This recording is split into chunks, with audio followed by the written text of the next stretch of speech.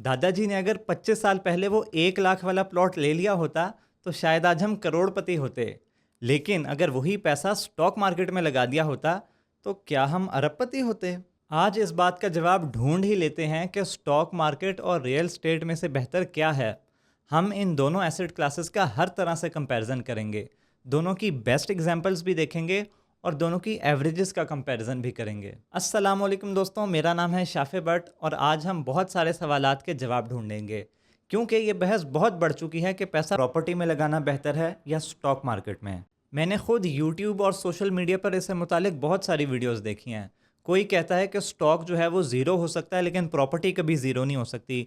कोई कहता है कि स्टॉक मार्केट जैसा रिटर्न आपको दुनिया में कहीं नहीं मिल सकता।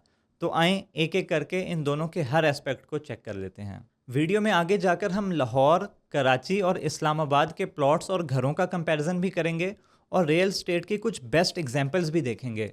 लेकिन इससे पहले कि हम रियल स्टेट और प्रॉपर्टी का कंपैरिजन करें, ये ज़रूरी है कि हम इन दोनों के कुछ बेसिक डिफरेंसेस को भी समझ लें, क्योंकि इन दोनों में ज़मीन आसमान का फ़र्क है। तो सबसे पहले अगर हम देखें कि दोनों में इन्वेस्टमेंट स्टार्ट कहाँ से की जा सकती है, तो भाई रियल स्टेट में तो आपको कम से कम मिलियंस ऑफ रुपीज़ चाहिए, एटलीस्ट 20-25 लाख रुपया। जबकि अगर PSX की बात करें तो यहाँ पर आप चंद हज़ार या इवन चंद 100 रुपयों से भी स्टॉक्स और म्यूचुअल फंड्स में इन्वेस्टमेंट स्टार्ट कर सकते हैं।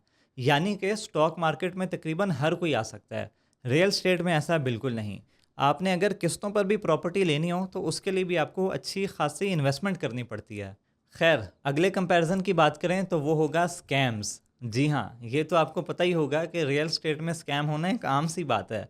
मेरे वालिद साहब के साथ भी हो चुका है और आई थिंक एक से ज़्यादा दफ़ा हो चुका है। होता कुछ यूँ है कि सोसाइटीज़ अभी बनी नहीं होती, उनकी फ़ाइलें पहले ही बिक जाती हैं और जो उन घरों या प्लॉट्स का पोजेसन टाइम होता है वो 2 साल बाद, 3 साल बाद, 5 साल बाद का होता है। तो इस टाइम में ये जो डेवलपमेंट ग्रुप्स होते हैं, इनमें से अक्सर या तो टोटली पैसा लेके भाग जाते हैं या फिर कुछ लोगों को फ़ाइलों पर कब्ज़ा मिल जाता है, कुछ को नहीं मिलता। इस तरह के बहुत से मसले होते हैं। जबकि अगर स्टॉक मार्केट की बात की जाए तो ये इंतहाई रेगुलेटेड और वेल डॉक्यूमेंटेड स्पेस है। यहाँ पर कोई स्कैम होना क्लोज टू इम्पॉसिबल है। लोगों का जो सबसे बड़ा डर होता है वो ये होता है कि अगर मेरा ब्रोकर ही भाग गया तो इसका भी हल मौजूद है। आप अपने शेयर CDC इन्वेस्टर अकाउंट में रख सकते हैं, जिससे अगर आपका ब्रोकर भाग भी जाता है तो आपके सारे शेयर्स आपके पास ही रहेंगे। खैर, अगर आप जाते ही क्रेडिबल ब्रोकर्स के पास हैं तो वो कभी भागेंगे ही नहीं। फिर इसके बाद रियल स्टेट का जो अगला मसला है वो है इसकी लैक ऑफ डिविजिबिलिटी, यानी कि इसमें आप कुछ हिस्सा सिर्फ कुछ परसेंटेज नहीं बेच सकते। अगर आपको कुछ पैसों की ज़रूरत पड़ती है तो आपको अपना पूरे का पूरा प्लॉट या घर बेचना पड़ेगा।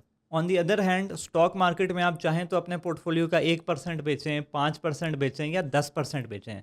जितने पैसों की आपको ज़रूरत पड़ती है आप उतने पैसों के शेयर्स बेच सकते हैं। तो यहाँ भी स्टॉक मार्केट जो है वो रियल स्टेट से बहुत बेहतर है। अच्छा, इसी से हमारा अगला पॉइंट निकलता है कि अगर आपको फ़ौरन से अपना एसेट बेचना पड़ जाए तो वो कितना आसान होगा। इसको फाइनेंस की ज़ुबान में बोलते हैं लिक्विडिटी। यानी कि अगर आप फ़ौरन से अपना एसेट बेचकर कैश हासिल कर सकते हैं तो वो आपका लिक्विड एसेट हुआ, और अगर ये काम करना मुश्किल है तो आपका एसेट इलिक्विड हुआ। तो रियल स्टेट का तो हमें पता ही है कि वो बहुत इलिक्विड एसेट है। आपको अपना घर बेचने में कई हफ्तों से लेकर चंद साल भी लग सकते हैं। जितनी बड़ी आपकी प्रॉपर्टी होगी उसे बेचना उतना ही मुश्किल होगा, और फिर लोग जल्दी बेचने के चक्कर में कीमत कम लगाते हैं और नुकसान करवा बैठते हैं। अगर स्टॉक मार्केट की बात कर लें तो इसको बहुत ज़्यादा लिक्विड समझा जाता है, क्योंकि आपको अपने शेयर्स बेचने में बिल्कुल मुश्किल नहीं होती, ख़ास तौर पे अगर आपका पोर्टफोलियो जो है वो छोटा हो। हाँ, अगर इन्वेस्टमेंट बहुत बड़ी है, अरबों रुपए की, तो कुछ टाइम ज़रूर लग सकता है, लेकिन अगेन ये रियल स्टेट से बहुत ज़्यादा बेहतर है और ये काम आप घर बैठ के कर सकते हैं। प्रॉपर्टी बेचने के लिए तो आपको एजेंट्स वगैरह के पास जाना पड़ता है और कई चक्कर लगाने पड़ते हैं। तो भाई ये थे रियल स्टेट और स्टॉक मार्केट के कुछ बेसिक डिफरेंसेस। इसको हमने थोड़ा सा डिटेल में डिस्कस कर लिया, लेकिन इससे हमें ये समझ ज़रूर लग गई है कि स्टॉक मार्केट जो है वो रियल स्टेट से तकरीबन हर चीज़ में बेहतर है।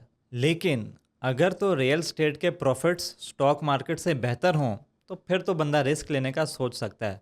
तो आइए देख लेते हैं कि इन दोनों एसेट क्लासेस में ग्रोथ या प्रॉफिट देने में कौन बेहतर है। अच्छा, प्रॉपर्टी की प्राइसेस देखने के लिए कोई ऑफिशियल गवर्नमेंट बैक्ड सोर्स तो नहीं है, इसलिए ये काम हम ज़मीन.com की वेबसाइट के डेटा की मदद से करेंगे। तो आएँ सबसे पहले लाहौर की तरफ चलते हैं।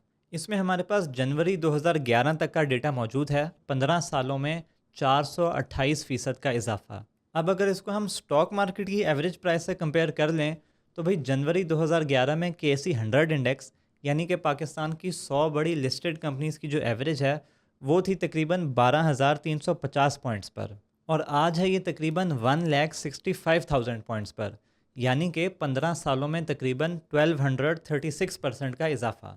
इसका मतलब हुआ कि स्टॉक मार्केट ने आपको लाहौर के घरों के एवरेज रिटर्न से 800% से भी ज़्यादा का प्रॉफिट दिया है।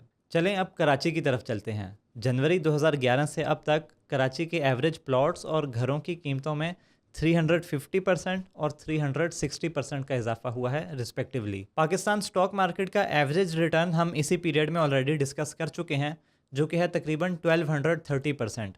अगेन स्टॉक मार्केट बहुत बेहतर है रियल स्टेट से। और हाँ, ये हम एवरेजेस की बात कर रहे हैं, अभी हम बेस्ट एग्जांपल्स भी देखेंगे रियल स्टेट की और उसको स्टॉक मार्केट से कंपेयर करेंगे। पहले ज़रा हम एक नज़र इस्लामाबाद के रिटर्न्स पर भी डाल लेते हैं। तो इस्लामाबाद का भी अगर जनवरी 2011 से अब तक का डेटा देख लें तो एवरेज प्लॉट्स की कीमतों में 400% और घरों की कीमतों में तकरीबन 427% का इंक्रीज़ हुआ है। स्टॉक मार्केट जो है वो आपको इससे भी 800% ज़्यादा का रिटर्न दे चुकी है। तो भाई ये तो बात हो गई एवरेजेस की कि आम तौर पे क्या ट्रेंड रहा है, लेकिन अगेन मार्केट में कुछ आउट परफॉर्मर्स भी होते हैं जो बाकी सबसे बेहतर परफॉर्म करते हैं। तो अगेन इसके लिए भी मैंने लाहौर, कराची और इस्लामाबाद में ज़मीन.com पर मुख्तलिफ़ सोसाइटीज़, मुख्तलिफ़ एरियाज़ को ढूंढा है, और इसमें कुछ की प्राइसेस जो हैं वो नेगेटिव में थी, कुछ की एवरेज के मुताबिक ही थी, लेकिन ऑब्वियसली कुछ की प्राइसेस जो हैं वो एवरेज से बहुत ऊपर थी। तो जो बेस्ट एग्जांपल्स मुझे मिली हैं वो ये हैं। लाहौर में पैरागॉन सिटी के रेजिडेंशियल प्लॉट्स की कीमतों में जनवरी 2011 से अब तक 988% का इजाफा हुआ है। ये ओवरऑल लाहौर की एवरेज से तकरीबन डबल है, लेकिन इसके बावजूद पाकिस्तान स्टॉक मार्केट की एवरेज से 250% कम है। कराची की बेस्ट एग्जांपल जो मुझे नज़र आई वो थे DHA फेज 7 एक्सटेंशन के रेजिडेंशियल प्लॉट्स, जिसका जुलाई 2011 से अब तक का रिटर्न तकरीबन 844% है। अगेन स्टॉक मार्केट की एवरेज से भी ये बहुत कम है। हाँ, इस्लामाबाद की रियल स्टेट की जो बेस्ट एग्जांपल मुझे नज़र आई वो ज़रा मज़े की थी। सेक्टर B17 के रेजिडेंशियल प्लॉट्स की कीमतों में दिसंबर 2010 से अब तक तकरीबन 1180% का रिटर्न मिला है। ये स्टॉक मार्केट की एवरेज से करीब करीब है, लेकिन फिर भी कम है। तो ये थी लाहौर, कराची और इस्लामाबाद की बेस्ट रियल स्टेट एग्जांपल्स। इनमें से अगर आपने किसी में भी पैसा लगाया होता तो जो आपका प्रॉफिट है वो स्टॉक एक्सचेंज की एवरेज से कम ही बनना था। Stock market is much better than real estate. अब ऐसा ज़रूर हो सकता है कि कोई सोसाइटी, कोई एरिया ऐसा हो जिसने इन बेस्ट एग्जांपल से भी बहुत ज़्यादा रिटर्न दिया हो, जैसा कि इस पॉडकास्ट में फरहान मलिक साहब ने बताया 300x का रिटर्न। लेकिन इसका जवाब भी अब्दुल रहमान भाई ने इसी पॉडकास्ट में दिया कि स्टॉक मार्केट में आपको 1000x की भी मिसाल मिलती है। वैसे इससे भी कई ज़्यादा की मिसाल मिलती है, हम एक आधी को देख लेते हैं अभी। फरहान मलिक साहब ने जो बेस्ट एग्जांपल दी उसका रिटर्न 1997 से अब तक का था। तो मैंने साजगार का हिस्टोरिकल डाटा देखा 1997 से अब तक, तो उस पर सिर्फ शेयर प्राइस का रिटर्न जो है वो 1825x बन रहा है। यानी कि जो फरहान मलिक साहब ने बेस्ट एग्जांपल दी उससे भी 6 गुना ज़्यादा। और ये कोई अकेली मिसाल नहीं है, मारी पेट्रोलियम, मीज़ान बैंक और कई कंपनीज आपको मिल जाएंगी जिनका रिटर्न इस बेस्ट एग्जांपल से ज़्यादा है। अब बताओ भाई, क्यों करना है रियल स्टेट में इन्वेस्ट? खैर, ये तो हमने वन टाइम इन्वेस्टमेंट की बात कर ली कि लेट से 20, 25, 30 साल पहले अगर हमने प्लॉट लिया होता या स्टॉक मार्केट में पैसा लगाया होता तो क्या रिटर्न मिलना था हमें।